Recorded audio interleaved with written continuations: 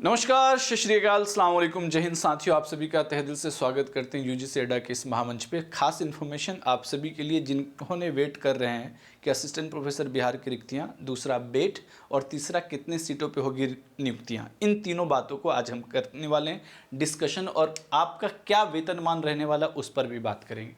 बहुत सारे स्टूडेंट्स में बहुत सारी गलतफहमियाँ हैं, उसको दूर करने की कोशिश करते हैं ये न्यूज़ पेज कटिंग से। ठीक है, पहला पॉइंट है कि 209 या 208 डिग्री कॉलेजेस खोलने की बात कॉलेजेस में होगी।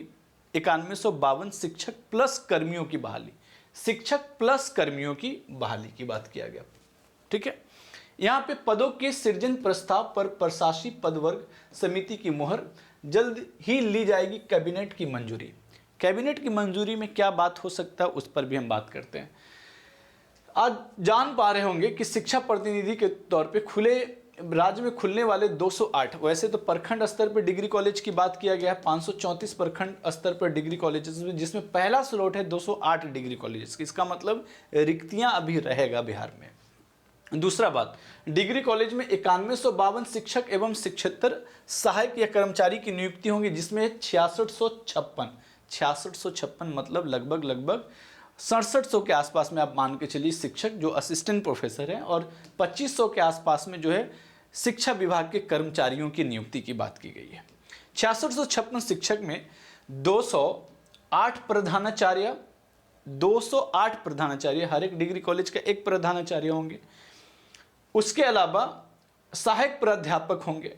ठीक है, बाकी जो 6448 बचे सहायक प्रधान अध्यापक जिन्हें असिस्टेंट प्रोफेसर कहते हैं, और लगभग आप कह सकते हो कि 76 कर्मचारियों में से इकाई दाई सैकड़ा हजार 10,000 लाख 10 लाख करोड़ 10 करोड़ अरब, लगभग आप सोच सकते हो इतने अरब रुपया का वार्षिक व्यवहार संभावित है। इतना मतलब खर्च होने वाला है उनको, जो है पैसा जो तनख्वाह वगैरह को लेके। 9154 शिक्षक एवं 76 कर्मचारियों की पदों के सृजन के प्रस्ताव पर प्रशासी पदवर्ग समिति की सहमति 20 अप्रैल को ही मिल चुकी है। हो चुका है कि इतना रिक्तियां लेकर आई। इस पर कैबिनेट की मुहर शीघ्र ही लगने, अब सिर्फ एक बचा है कैबिनेट की मुहर लगने का। संभावना संबोधित 208 कॉलेजेस में से प्रत्येक में से प्रधानाचार्य, 16 सहायक प्रधानाचार्य, 12 शिक्षकेतर कर्मचारी होंगे। प्रधानाचार्य की जो प्रधान अध्यापक बनेंगे प्रिंसिपल, उनका जो वेतन स्तर है वो 14 होगा, और जो असिस्टेंट प्रोफेसर पे होंगे उनके वेतन स्तर 10 होंगे। तो ये पॉइंट आप सिंपल सा याद रखिएगा।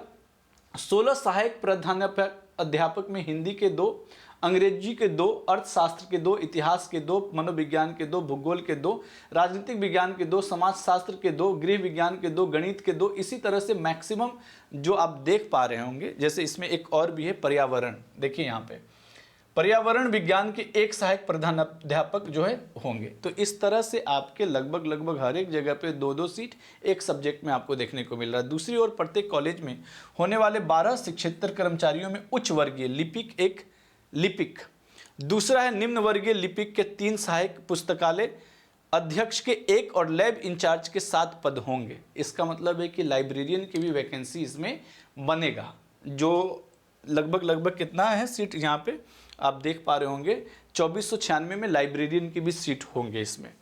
बाकी और भी है कि रसायन विज्ञान, वनस्पति विज्ञान, प्राणी विज्ञान, मनोविज्ञान, भूगोल एवं गृह विज्ञान शामिल है। और उच्च वर्गीय लिपिक का वेतन स्तर 4 होगा, लेवल क्या होगा 4 होगा लेवल, और निम्न वर्गीय लिपिक का वेतन स्तर 2 होगा। इट मीन्स कि काफ़ी नीचे है 2 और 4। उसके बाद असिस्टेंट प्रोफेसर का 10 और प्रधान अध्यापक दैट इज अ प्रिंसिपल का होगा 14वां स्तर होगा।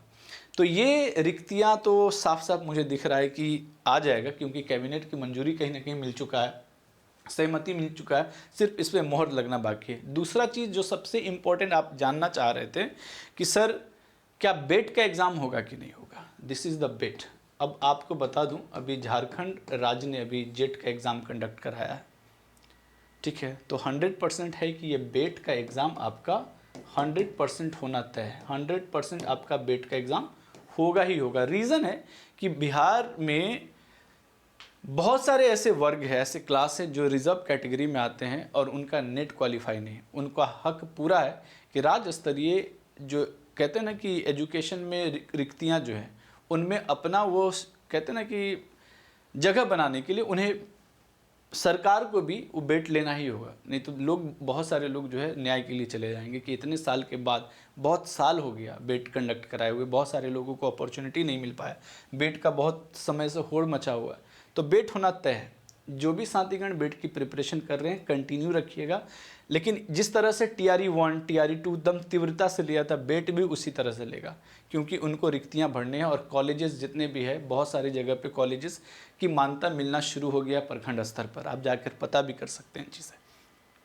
लेकिन यहाँ पे सवाल ये है कि सर बेट के होने के बाद जो असिस्टेंट प्रोफेसर की जो रिक्तियाँ हैं प्रोफेसर की, वो जो तरीका है कि सर 160 रिटन और 40 जो है इंटरव्यू, ये अपने आप में दुखदायक है।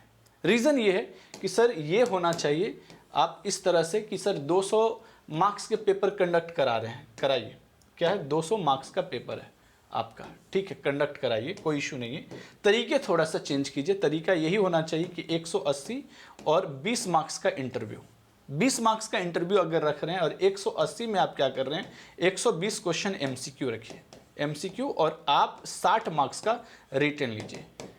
आप नॉलेज का नॉलेज टेस्ट कर लिए, बच्चों की सियोरिटी अपना यहाँ पे हो गया MCQ। ऐसा तो नहीं कि MCQ करने वाले स्टूडेंट को नॉलेज की कमी है, आप नॉलेज की अगर मान रहे हैं, आप अगर अपने स्तर पे की नॉलेज की कमी है, तो आप रिटन में देख तो रहे हो कि क्या है नहीं है। और 20 मार्क्स जो है अगर आपका इंटरव्यू का है, तो इससे ट्रांसपेरेंसी दिखता है। बहुत ऐसे स्टूडेंट हैं जिनका इससे पहले सिलेक्शन हुआ, 2 नंबर दिए थे, लेकिन उन्होंने रिटन में इतने मार्क्स उठा लिए थे कि जो है उनका सिलेक्शन हो गया, रिजर्व कैटेगरी में थे, नहीं तो बहुत दिक्कत। ट्रांसपेरेंसी अगर लाना है, अगर हमें ट्रांसपेरेंसी के साथ अगर सिलेक्शन लेना है, तो ये श्योर रहिए कि अगर ऐसा नहीं हुआ तो मुश्किल आप सभी कैंडिडेट को होगा। टैलेंट उलेंट जो है ना एक तरफ, समझ रहे हैं बात को, हम बहुत सारी चीज़ें खुल के नहीं बोलना चाह रहे हैं, आप समझदार हैं, तो ये चीज़ होना भी चाहिए। असिस्टेंट प्रोफेसर की रिक्रूटमेंट अगर इस तरह से होता है, तो मुझे लगता है सरकार से ये मेरी खास अपील है कि यही तरीका बेहतर है, और इससे बेहतर कोई, क्योंकि ये हाइब्रिड मोड हो गया ना, आप MCQ भी ले रहे हैं और आप उनसे रिटन भी ले रहे हैं। स्टूडेंट रिटन देने के लिए पीछे कोई भी नहीं भागता, लेकिन तरीका सर ये होना चाहिए, मुझे ऐसा लगता है। आपका क्या राय है ज़रूर कमेंट बताएंगे, और बेट के लिए तैयार रहिए, बेट 100% होगा, क्योंकि सरकार ऐसा तो है नहीं कि बेट कराए बगैर इस बार लेगा, क्योंकि बड़ा रिक्तियाँ हैं, बहुत सारे कैंडिडेट्स नेट और मास्टर्स करके बैठे हुए हैं, कुछ लोगों का नेट नहीं हुआ है, जो कहीं ना कहीं बेट के इंतज़ार में है, बहुत सारे। आप लोग अपना राय ज़रूर करेंगे, और अच्छा लगा हो सेशंस तो ज़रूर सेशन को अपने साथियों के साथ शेयर करेंगे। Thank you all of you, thank you so much, have a nice day, good luck, जय हिंद, जय भारत।